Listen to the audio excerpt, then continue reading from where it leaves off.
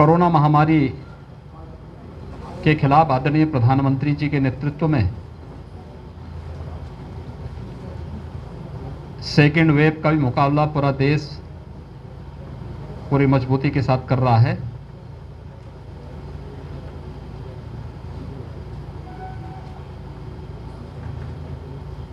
जो मंत्र कोरोना महामारी से लड़ने के लिए सभी राज्यों को दिए गए थे, ट्रेस, टेस्ट और ट्रीट, इसको अपना करके उत्तर प्रदेश सरकार ने और उत्तर प्रदेश की जनता को राहत देने में काफ़ी हद तक सफलता प्राप्त हुई है। 30 मई को उत्तर प्रदेश के अंदर कुल एक्टिव केस 3,10,000 थे। आज घट करके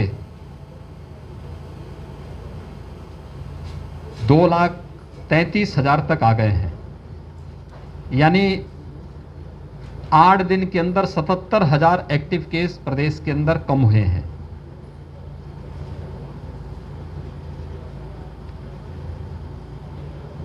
प्रदेश के अंदर सर्वाधिक पॉजिटिव जो केस आए थे कोरोना के, वह 24 अप्रैल को 38,000 आए थे। धीरे धीरे करके केस कम होते गए और आज प्रदेश के अंदर कुल 23,000 पॉजिटिव केस आए हैं। रिकवरी बढ़ी है, पॉजिटिविटी काफ़ी कम हुई है।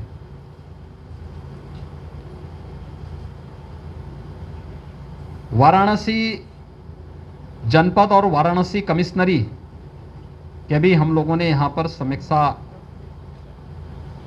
ली है और उसमें यहाँ पर भी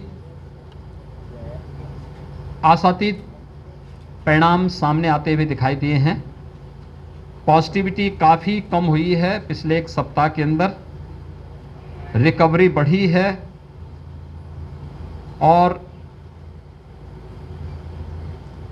एक जो अभियान पूरे प्रदेश के अंदर चल रहा है उसके भी परिणाम उसी रूप में आते हुए दिखाई दे रहे हैं। यहाँ पर पिछले एक सप्ताह में अकेले वाराणसी मंडल में जो एक्टिव केस कम हुए हैं, यह लगभग 9,285 एक्टिव केस कम हुए हैं इस पूरे वाराणसी मंडल में, जिनमें सर्वाधिक 4,500 से अधिक जनपद वाराणसी में हैं। फर्स्ट वेव की तुलना में सेकंड वेव काफ़ी तीव्र संक्रामक रही और तेजी के साथ संक्रमण फैलने से लोगों में एक भय की सी आशंका हुई। दूसरा, ऑक्सीजन की डिमांड बढ़ी।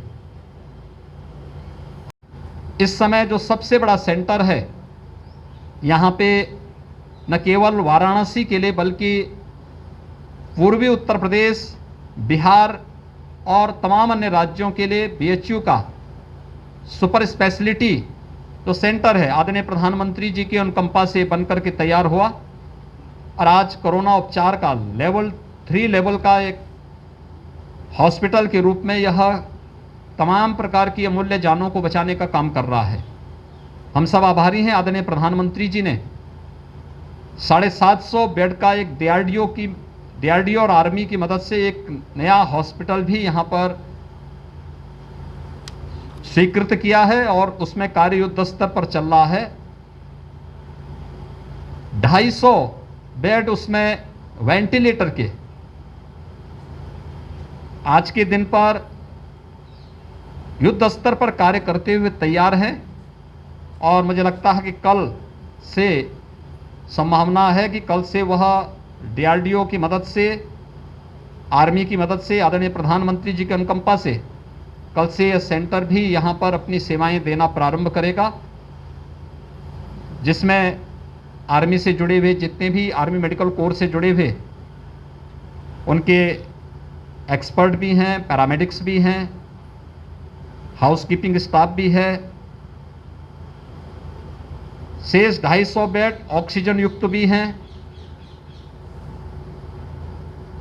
बीएचयू और लोकल एडमिनिस्ट्रेशन भी, health worker, housekeeping staff, paramedics और अन्य जितने भी कार्य होंगे यहाँ पर, चाहे वह सिक्योरिटी का हो, फायर एंड इलेक्ट्रिक सेफ्टी का हो, इन सभी कार्यों को करने की, कोरोना से बचाव के लिए देश के अंदर 2 स्वदेशी वैक्सीन पहले ही लॉन्च की जा चुकी है और उसमें वैक्सीनेशन का कार्यक्रम भी युद्ध स्तर पर चल रहा है।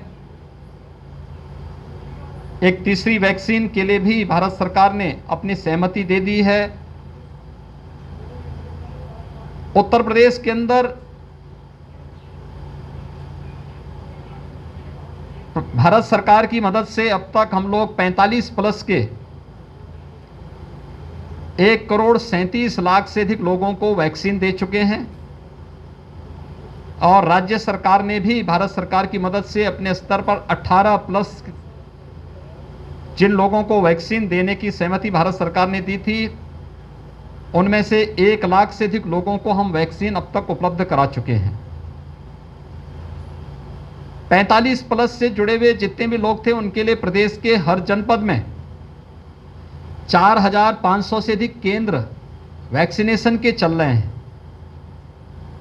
प्रारंभ में वैक्सीन की वेस्टेज की शिकायतें आ रही थी, प्रयास था इसे न्यूनतम स्तर तक पहुंचाने के लिए और आज इसे घटा करके 2 से 3% तक करने में सफलता प्राप्त हुई है।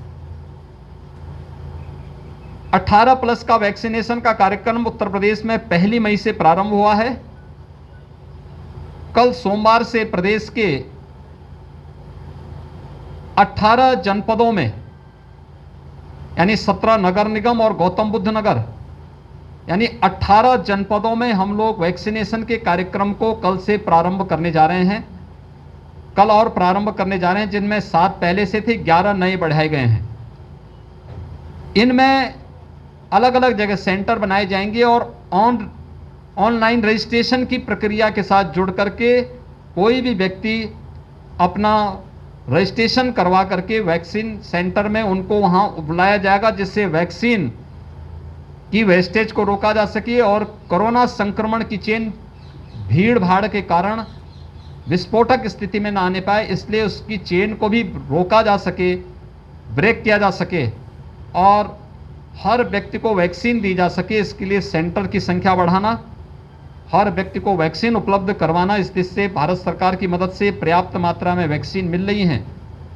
जिन्होंने पूरे देश के अंदर ऑक्सीजन की आपूर्ति को बढ़ाने के लिए ऑक्सीजन एक्सप्रेस और इंडियन एयरफोर्स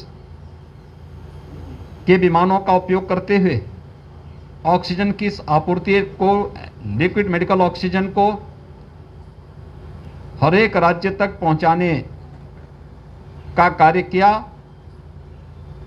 उत्तर प्रदेश की जो कुल ऑक्सीजन की सामान्य दिनों में आवश्यकता होती थी, वह ज़्यादातर मेडिकल कॉलेजेस ने अपने यहाँ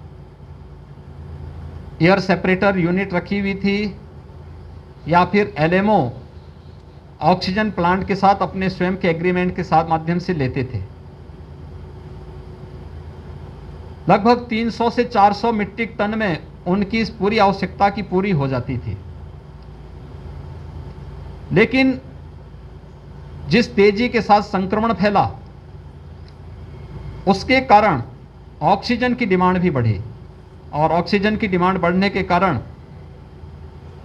आज हम लोग ऑक्सीजन एक्सप्रेस के माध्यम से और एयरफोर्स के विमानों के माध्यम से प्रदेश के अंदर जो सामान्यतः ऑक्सीजन आती थी उनके साथ ही 1000 मीट्रिक टन ऑक्सीजन की आपूर्ति आज के दिन पर उत्तर प्रदेश के अंदर अलग अलग क्षेत्रों में करा रहे हैं, जिसमें ऑक्सीजन एक्सप्रेस के माध्यम से वाराणसी और आसपास के जनपदों की भी आपूर्ति हो रही है।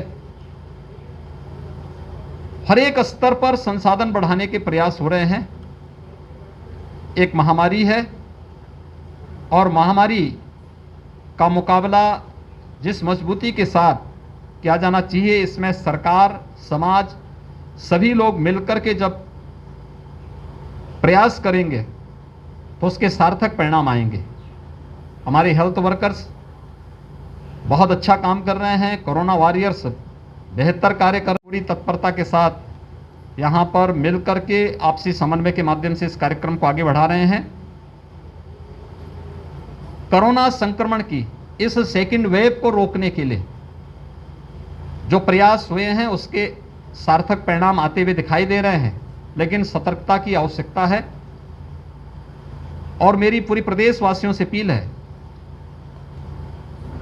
कि केंद्र और प्रदेश सरकार अपने स्तर पर हर व्यक्ति को हर संभव प्रयास कर रही है, चाहे वह हॉस्पिटल में उपचार की सुविधा हो या होम आइसोलेशन में मेडिकल किट उपलब्ध करा करके उन्हें वहां पर कोरोना से मुक्ति दिलाने में योगदान देने, चाहे वो मेडिकल कंसल्टेशन की सुविधा उन्हें उपलब्ध कराने का हो, टेली कंसल्टेशन के माध्यम से निगरानी समितियां गांव-गांव में जाकर के स्क्रीनिंग का काम कर रही हैं, आरआरटी एंटीजन टेस्ट का काम कर रही हैं और उन्हें मेडिकल किट उपलब्ध कराने का कार्य भी इसके साथ ही संपन्न किया जा रहा है। ये सभी कार्यक्रम जो सरकार के स्तर पर है, सरकार कर रही है, लेकिन हर व्यक्ति कोविड के नियमों का पालन भी करे। कोविड के जो प्रोटोकॉल हैं, खासतौर पर बचाव सबसे महत्वपूर्ण इसका हथियार है। हाई रिस्क कैटेगरी के लोग बाहर ना आए, अनावश्यक कोई भी व्यक्ति बाहर ना आए। घर के बाहर आना ही है तो मास्क और 2 गज की दूरी का पालन करें। जो वैक्सीन दी है, वैक्सीन ऑनलाइन सेंटर में बुलाया जाए, उसी सेंटर में जाकर के हम वैक्सीन ले लें, क्योंकि ये वैक्सीन अब तक का जो भी हम लोगों ने इसके रिजल्ट देखे हैं, वह जिन्होंने भी वैक्सीन लिया है उन्हें एक सुरक्षा कवच वैक्सीन ने उपलब्ध करवाया है। तो वैक्सीन लेने की तैयारी करें, हर प्रकार से उन सभी नियमों का पालन करें जो से कोरोना से और इस महामारी से बचा सकें। राज्य सरकार, केंद्र सरकार की मदद से पूरी सतर्कता के साथ इस कार्यक्रम को आगे बढ़ा रही है। आप सभी लोग कोरोना के नियमों के साथ जुड़ करके प्रत्येक नागरिक को भी जागरूक कर सकेंगे तो निश्चित ही इसमें सफलता प्राप्त होगी और कोरोना हारेगा, देश जीतेगा। यह इस सेकेंड वेव में भी अब तक के परिणाम उसी रूप में, उसी दिशा में आगे बढ़ रहे हैं और हमें उसे सार्थक करना है। बहुत बहुत धन्यवाद।